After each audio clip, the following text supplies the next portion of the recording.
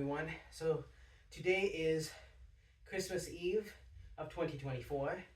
So I just want to wish everyone a Merry Christmas, Happy Hanukkah, Happy holiday season, whatever holiday you celebrate. The holiday season is often a time of joy and a time of being with family, friends. And for some of you, it might be by yourself.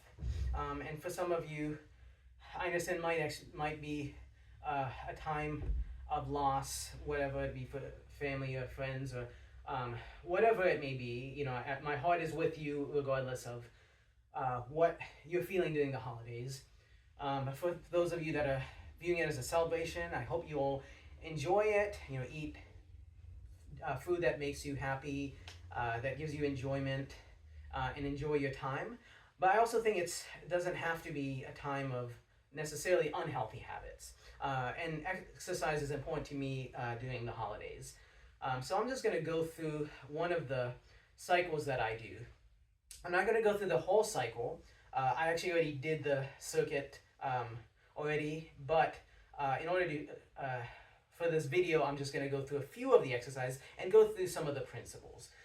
So now, one thing that is important is that you want to make sure to do a warm-up before.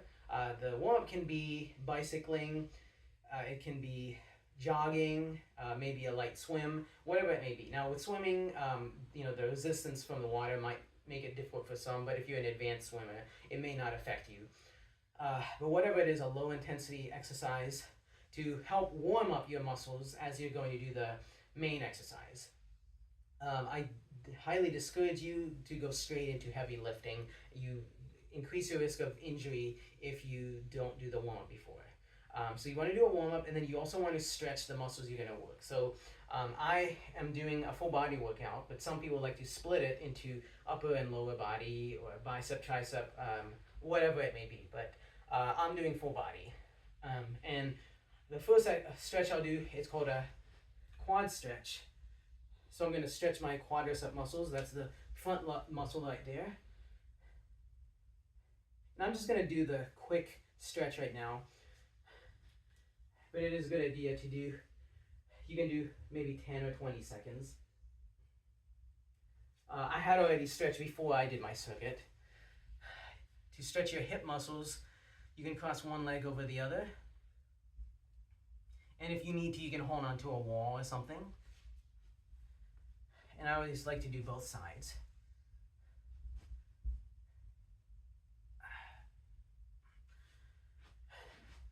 I'm stretching my biceps by straining my arm, and I'm rounding out my back, just my upper back, like a cat stretch, to stretch my what's called the latissimus dorsi and rhomboids. And then I was also stretching my bicep. To stretch my triceps, I'm touching my lower back and pushing against my elbow. And again, I do both sides. So now I'm going to do my first exercise, which will be a deadlift with an upright row and calf raise.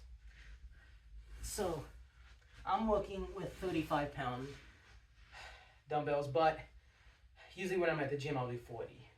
Since I don't have 40 pounds with me right now, I'm going to do 35 pounds.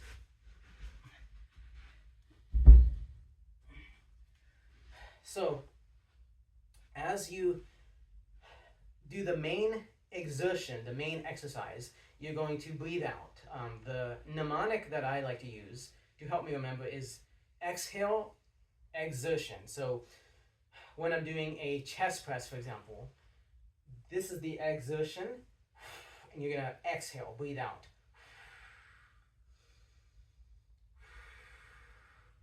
So, on this particular exercise, coming up is the exertion where I'm going to exhale. So, I'm going to have both feet roughly shoulder width apart.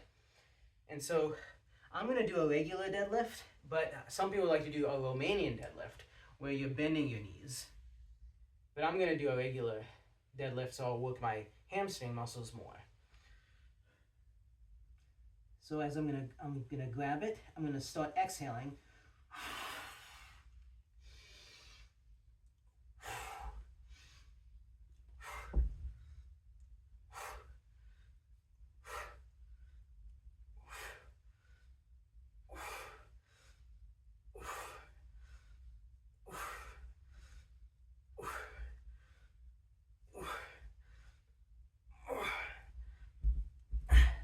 Now, what's important on that exercise is as you're coming up, you want your hands roughly the same level as your elbow. And you don't want to bend your wrist like this. You want it straight as possible. What some people can do is, in order to avoid curling this way, you may actually want to exaggerate and curl this way so that naturally it pulls you where it's even. So that was my first exercise. So I'm working my quad muscles and my glutes as I'm coming up, and then also my calf. And then with the arms, I'm working my biceps, and then my latissimus dorsi, which is called the upper back, and then the rhomboids, which is between my shoulder blades. Next exercise I'll do is an uppercut. I'm going to add a squat, and then I'm going to push off with my feet.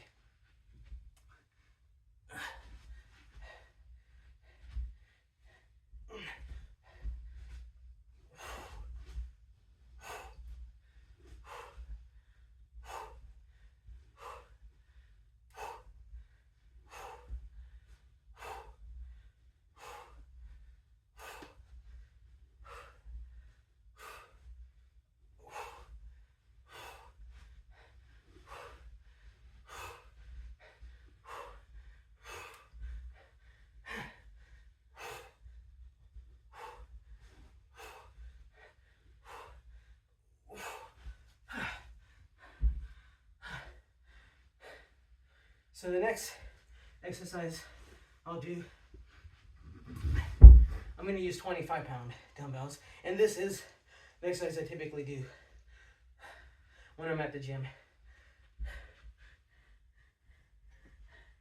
So I'm going to do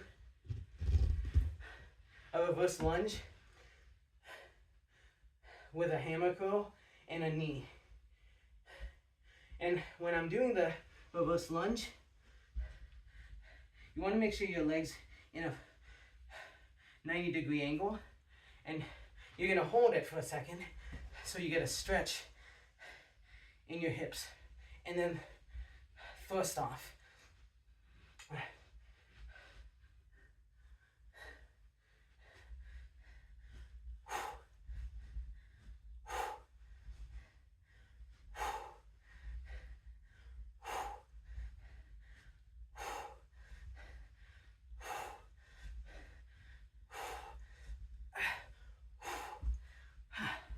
So I usually do a little pause before the other side.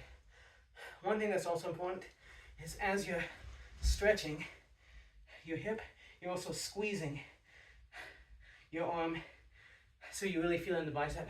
And you're also squeezing on the other side when you're coming back up. So squeeze your bicep here, then squeeze your bicep here.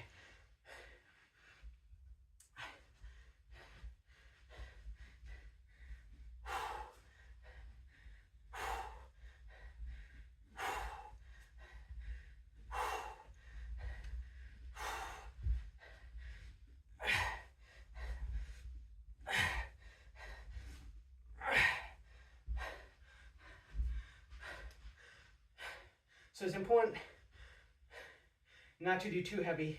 If you're starting out, I highly discourage you from using the kind of weights I use today. You might do 5, 10 pound, maybe even 3 pound. And it's a good idea to check with your doctor. If you've never exercised before, try to get clearance from your doctor. After the workout, you want to do stretches again.